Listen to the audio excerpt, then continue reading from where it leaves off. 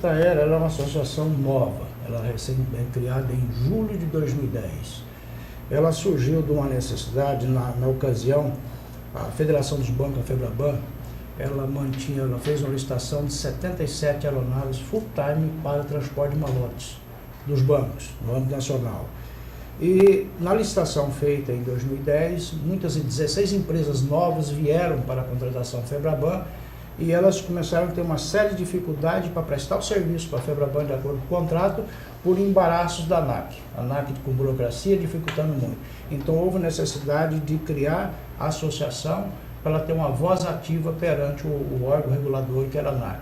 Então a partir daí ela foi crescendo, não só para as necessidades do contrato da FEBRABAN, mas ela ampliou todas as necessidades que ela tinha para tratar com a ANAC e com muitas dificuldades. Porque, como eu disse há pouco, a ANAC virou o seu foco para a aviação regular e deixou o táxi aéreo de lado. E regulamentou ele de uma forma apressada e muito engessado, burocrático, trazendo normas internacionais não aplicáveis aqui e normas que é exclusivo da aviação regular, que são linhas aéreas, tentando aplicar no táxi aéreo. Então ele não tinha. Então você tem uma série de dificuldades. Mesmo dentro do táxi aéreo,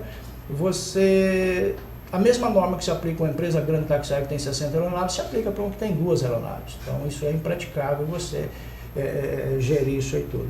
E aí a associação vem avançando nas negociações com a ANAC. A partir de agosto de 2014 para cá, houve um grande avanço, mas tem muito que se fazer ainda em favor do táxi aéreo no Brasil. Porque o táxi aéreo, apesar da crescente economia, ele é um setor que vem minguando. Muito feio falar isso, né? Ela tinha lá, se você olhar para 2008, 2009, ela teria lá mais de 250 empresas de táxi aéreo, hoje tem 163 empresas ativas. Porque ela não tem incentivo, ela tem muita dificuldade. A gente vai falar dos incentivos, inclusive da questão do governo daqui a pouquinho, mas eu queria que você fizesse a gente mergulhasse um pouquinho mais nesse mercado do táxi aéreo no Brasil. Existe alguma tendência que vocês enxergam para esse mercado?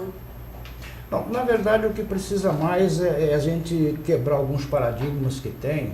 Inclusive, é estranho, mas se você for dentro do Congresso Nacional, como nós já estivemos lá, você ouvir de deputados e senadores que o táxi aéreo é para luxo, para executivos de alto nível, quando na verdade, se você olhar pela média nacional, apenas 5% do faturamento de uma empresa de táxi aéreo é ligado para transporte de executivos, de famílias a passeio e altos empresários.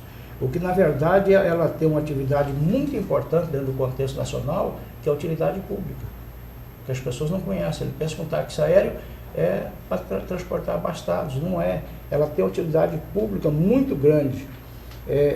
Às vezes as pessoas hoje não entendem e não vê, isso não é propagado. Por exemplo, é muito comum, você vai no norte do país, centro-oeste, nordeste, e aqui no sul do país, sudeste também, o transporte, por exemplo, de UTI aérea, que chama o aeromédico, transportando passageiros em estado de UTI, aeronave preparada para transportar, ela precisa ser homologada para aquele fim, ela transporta com o passageiro, um acompanhante e um médico e enfermeiro a bordo, fazendo órgãos para transplante, são transportados. Então você tem, por exemplo, você tem um offshore na parte de petróleo, petrolífero, que é onde aquilo lá só funciona porque existe aviões todo dia levando e trazendo funcionários das plataformas para elas funcionarem.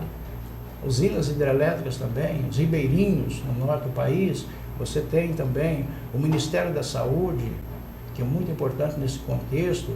Você, como eu falei, o transporte de malotes de bancos, malotes dos Correios também, só chega a correspondência, só chega a compensação dos bancos no norte do país porque há um envolvimento direto, diário do táxi aéreo. Então você estava falando sobre a questão do mercado de luxo, que vocês querem descaracterizar esse mercado como não sendo mais um mercado de luxo.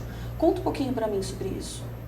Não, é uma necessidade básica do desenvolvimento do país. Você tem todas as regiões que você precisa locomover pessoas para trabalhar em empresas que nem grandes hidrelétricas, que nem eu falei, offshore, você tem pessoas que precisam ser transportadas por questão de enfermidade emergente, órgãos para transplante. Se o transporte de malas e cargas dos Correios não fosse o táxi aéreo, hoje você teria uma calamidade para essas correspondências chegar em todas as regiões do Brasil. Então ela usa uma pequena parte que é da aviação, das linhas aéreas com SEDEX, mas a maior parte que faz toda a interação para chegar na linha aérea, para ela fazer um SEDEX 10, ela depende 100% do táxi aéreo para fazer essa transação. Os bancos só funcionam em regiões do país, em muitas regiões do país, por conta do táxi aéreo, que é levando numerário, transporte numerário é muito intenso. Ele também tem o transporte dos malotes e correspondências e cheque de compensação dos bancos também. Então ele tem peças automotivas, às vezes uma peça que chega de um estado para outro, de uma região para outra muito rápido, é por trás disso está o táxi aéreo funcionando, trabalhando. Bom, existe um gargalo de infraestrutura física que dificulta a operação do táxi aéreo. Os aeroportos do Brasil estão prontos e auxiliando para o crescimento do setor de táxi aéreo? Não. Não, porque a aviação regular hoje, ela atende em torno, em média, 130 aeroportos, cidades. E o táxi aéreo chega em aproximadamente 3.500 cidades. Uma diferença muito grande. Só que nós temos nesse meio do caminho, principalmente em todas as regiões, sudeste, região norte do país, centro-oeste, principalmente as regiões, pistas que são suspensas e depois ninguém adota nenhuma providência, ou seja, a ANAC vai lá ver que tem uma cerca irregular, um poste, uma árvore, ele suspende aquela pista. Mas simplesmente suspende, burocraticamente. E deixa a cargo do governo do estado ou municipal a tomar aquelas providências para eles reverem. Então, se alguém não vai lá cobrar, incentivar o município, incentivar o prefeito, a classe política, as associações de classe, de que a aviação naquele local ajuda no desenvolvimento, ninguém faz nada e a pista fica... Como é que é feito isso? As entidades de classe, como a Habitaer, a sociedade como um todo pode cobrar esse tipo de coisa? De que forma? Pode cobrar na região dele, se ele sabe que lá tem uma pista, tem um aeroporto e que ele está suspenso, parado, eles podem cobrar. Eles podem cobrar a própria ANAC, que é a responsável, é a gestora também, porque não é só o que a ANAC está fazendo. Vai lá, interrompe, suspende. E depois ele não faz mais nada, porque de uma certa forma é a administração federal que é responsável por todos os aeroportos. Porque você tem dois níveis de aeroportos, você tem os aeroportos privados, que são de propriedades particulares, e tem os públicos, que são todos os aeroportos de responsabilidade do governo federal. Embora a administração é do governo municipal, mas ele tem a sua responsabilidade. Pois é, recentemente o governo anunciou um programa de investimentos em aeroportos, com previsão de aproximadamente 7,3 bilhões na expansão da aviação regional. Como é que a Habitaer avalia, né, os planos do governo para a aviação regional? Antes do programa a gente estava conversando um pouquinho também sobre a questão dos aeroportos regionais. Quer dizer, esse investimento, ele está sendo de bom tamanho e está sendo colocado no espaço certo? Eu entendo que não, porque ele está visando 270 aeroportos que já existe, apenas ele está fazendo ampliações para suportar um avião, uma aeronave da aviação regular, que é o chamado linhas aéreas. Dá um exemplo, você tem um aeroporto que hoje ele consegue você pousar com King, com Caravan, ele precisaria passar a pousar com uma TR-72, já é uma aeronave de porte, ele precisa ter uma ampliação da pista, melhorar a segurança, sinalização, ou seja, uma série de infraestrutura precisa ser melhorada ali. Então isso para o táxi aéreo não altera em absolutamente nada. E o que a gente tem que entender é que, na verdade, na prática, quem exerce a função de aviação regional no nosso país é o táxi aéreo. Ele que exerce a aviação. Porque também quando fala em aviação regional, você tem as linhas aéreas regionais. Mas dentro do segmento táxi aéreo, que é autorizado pela ANAC, existe o que ele chama de LAS, que é Linhas Aéreas Sistemáticas, ou Ligação Aérea Sistemática. O que é isso? São empresas de táxi aéreo que também fomentam linhas aéreas regionais, também fazem, né? Vamos dar um exemplo, você tem empresas que fazem linhas aéreas Belém, passando por Santarém, Itaituba, Novo Progresso. Sabe? Toda aquela região norte do país são atendidas por empresas de táxi aéreo que tem. Você vai no estado do Mato Grosso, por exemplo, você tem empresas saindo de Cuiabá, que vai até Alta Floresta, outras regiões, fazendo linhas regulares, todo dia, no mesmo horário, vendendo passagem, que é permitido por esse sistema de linhas aéreas sistemáticas, feita, praticada pelo táxi aéreo. Então, por isso que eu digo, quem na verdade faz a aviação regional no país é o táxi aéreo. Como é que o setor de táxi aéreo vê questões das tarifas aeroportuárias e a burocracia, enfim, a morosidade que a gente sabe, inclusive da ANAC, que a gente tem conversado aqui, inclusive no Urbanville. Como é que a associação tem visto isso?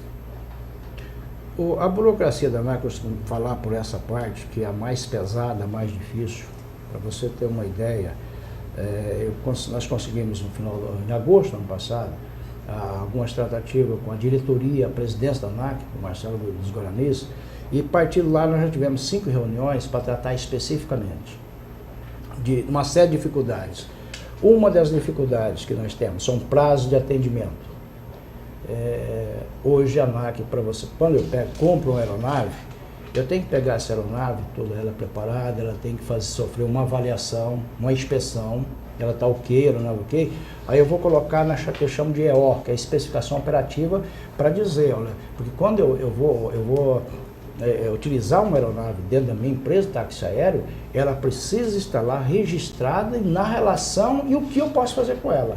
Se é só transportar pessoas, se é pessoas e cargas, ou seja, o que eu posso fazer, ou eu posso transportar aeromédico. Ter essa definição de autorização para que eu possa usar essa aeronave. E não trabalha. Quando eu já tenho o mesmo modelo de aeronave na frota, ela é um pouco mais ágil. Quando eu não tenho, é mais demorado. Mas eu fiz um levantamento para a ANAC, por amostragem, deu 343 dias, em média, para colocar uma aeronave. Agora essa aeronave ficou lá parada, sem produzir. Só que para isso eu já tenho que ter contratado a tripulação no mesmo período. Pagando imposto, pagando a tripulação, pagando todo mundo da parada, aguardando todo esse processo.